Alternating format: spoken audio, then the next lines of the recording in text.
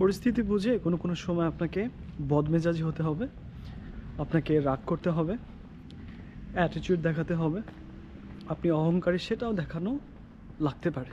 কারণ হচ্ছে মানুষজন সেই মানুষটার মাথার উপরে কাঁঠাল ভাঙে যে মানুষটা না করতে পারে না, যে মানুষটা খুবই সৎ, যে মানুষটা খুবই নরম, যে মানুষটা মন অনেক ভালো। আপনি একটা জিনিস লক্ষ্য করে দেখবেন, পরিবারে একজনের উপরে সব কাজ চাপিয়ে দেওয়া হয় বা তার থেকে সকল বেনিফিট নেওয়া হয় যে হচ্ছে নরম, যে না করতে পারে না, যে সৎ। একটা অফিসে দেখবেন যে সেই কলিগকে দিয়ে বাকি কলিগরা সব কাজ করিয়ে নেয়, যে কলিগটা না করতে পারে না, যে খুবই নরম স্বভাবের, যার ব্যবহার খুবই অমায়িক, যে অত্যন্ত ভালো।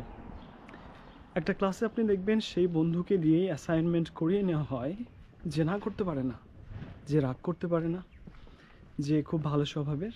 জীবনের প্রয়োজনে কোনো কোনো সময় আপনাকে রাগ করতে হবে, বদমেজাজি হতে হবে, আপনাকে রাগান্বিত হতে হবে, অ্যাটিটিউড দেখাতে হবে এবং খুবই সিলেক্টিভ হতে হবে মানুষ পছন্দের ক্ষেত্রে।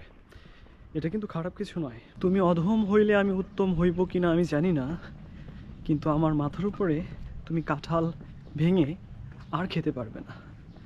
গান্ধীবাদী এই বর্তমান সমাজে চলে না। আপনি যদি এক গাল থাপড় খেয়ে আর একটা গাল এগিয়ে দেন, তাহলে সামনের মানুষটা বুঝবে না, সামনের মানুষটা আপনাকে থাপড়াতেই থাকবে। এখন ডিসিশন আপনার, আপনি কি করবেন।